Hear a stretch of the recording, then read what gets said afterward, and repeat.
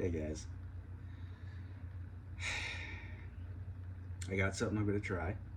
I'm either going to fail epically or this is going to work out. I have a plan in place. I don't know how it's going to go. I live in Eagle Mountain, Utah, where we are currently suffering drought after drought. Each year, just we're not getting any breaks. I grow Kentucky bluegrass right now, and it is a struggle to keep it green with all the regulations, uh, recommendations from the city, less watering. It's tough, man. I mean, literally, my whole my whole street is dead. Everybody's let their yards go. I refuse. So this year, I've made the switch over to all yard mastery products. Yeah, some people might have varying opinions on that. That's totally fine. However, for me and my small yard that I do have, Yard Mastery works absolutely perfectly for what I need. The reason I bring that up is because I am starting this Bermuda seeding a little late in the season.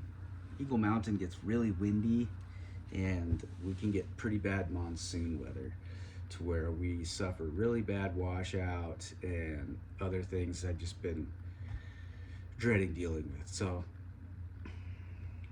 I don't know, 4 or 5 days ago, I decided to pull the trigger and throw some seed down, uh, throw a little bit of covering down on top of it while I wait for another batch of seed that I have of Yukon Bermuda that is pre-germinating right now.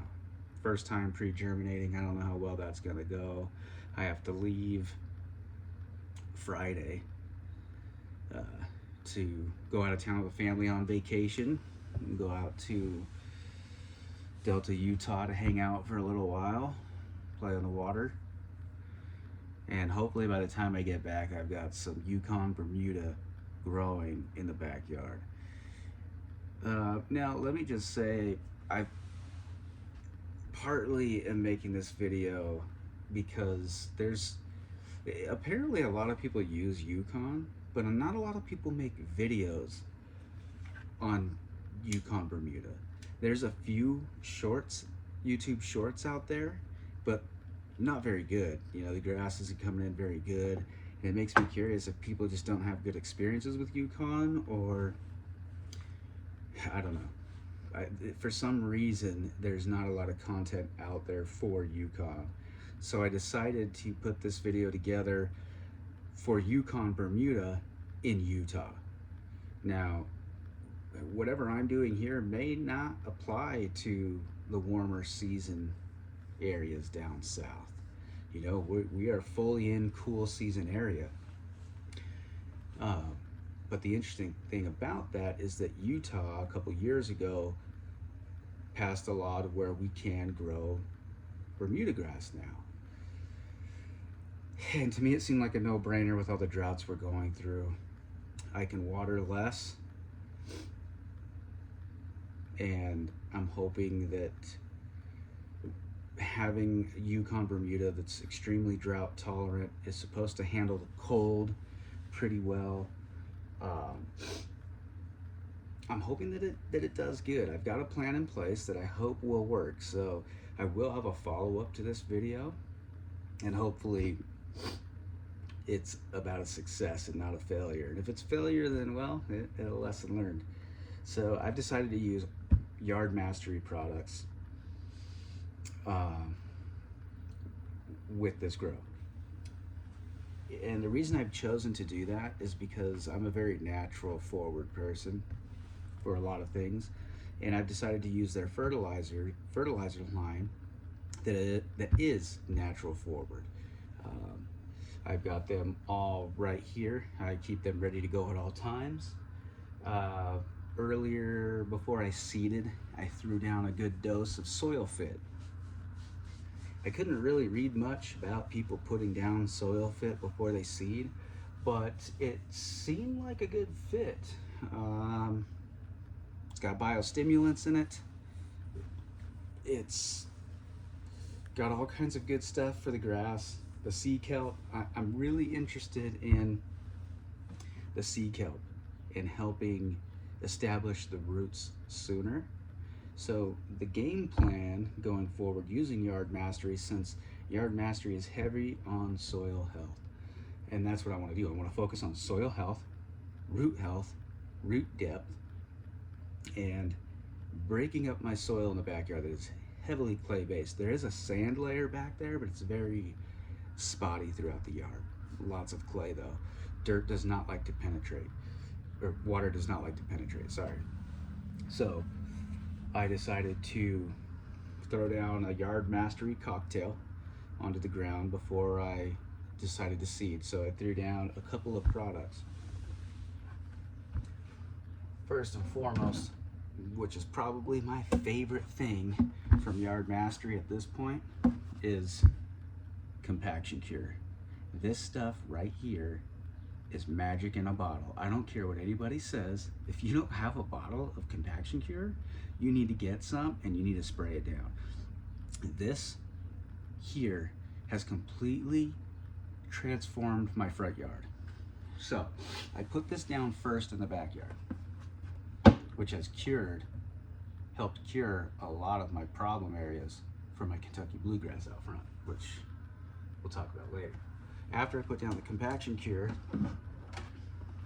I'm putting down Moisture Max. Why? Because of the surfactants in both of these.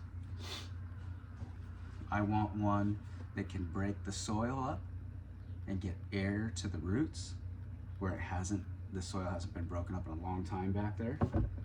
And after I do that, I really want to drive the moisture deep. I want the roots to dive deep right away. I don't even care if the grass comes in and looks great right away. It does not matter to me.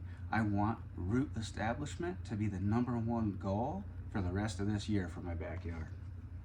So I know Alan has said if you have these products, you don't need this guy, RGS. However, I'm gonna give it RGS anyways. It's gonna get RGS, and we're gonna focus on those roots, and we're gonna hit it heavy. And once that happens, and we are well established, they have this is the old formulation of spoon juice. You can see how thick it is. It doesn't run down the side of the bottle like the new formulation. I don't have the same problems other people say they have with sediment issues. I just add a little bit of Moisture Max to my spoon juice. That breaks it right out of the nozzle for me. Spoon juice, maybe. However, what we will be using back there are a few other products by Yard Mastery. Let me show you those. I know a lot of people don't like to just show everything they're using, but I don't mind at all. This is everything that I use for my yard now, minus the liquid fertilizers. So we've got Soil Fit 803, fantastic biostimulants. This is going to help build your soil over time.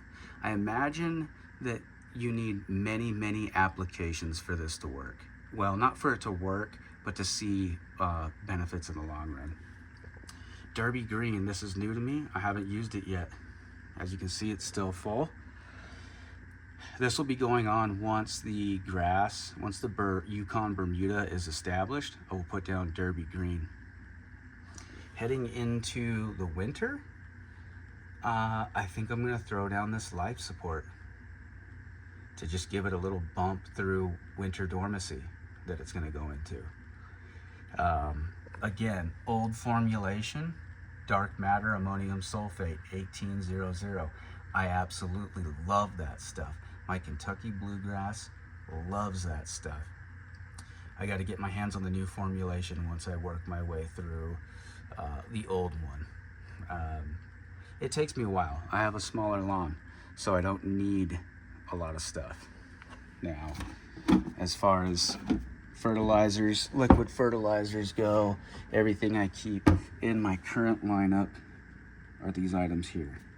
These three being used for the Yukon Bermuda project in the backyard.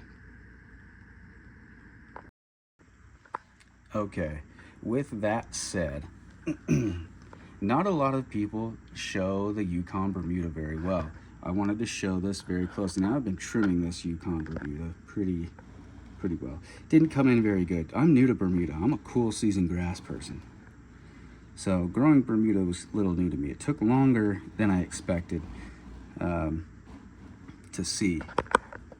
However, this little clump, you can see how dark that is and how dense it is in that one corner. I have added a few more seed throughout the area that will come in over the next 10 days, and I'll give an update when that is established. However, that's your Yukon Bermuda grass seed right there coming in. You can tell just how thick that is in that one corner. So I think a little seed probably can go a long way. Anyways, I wanted to be able to show that really well since people are not showing it. Yukon Bermuda from Outside Pride.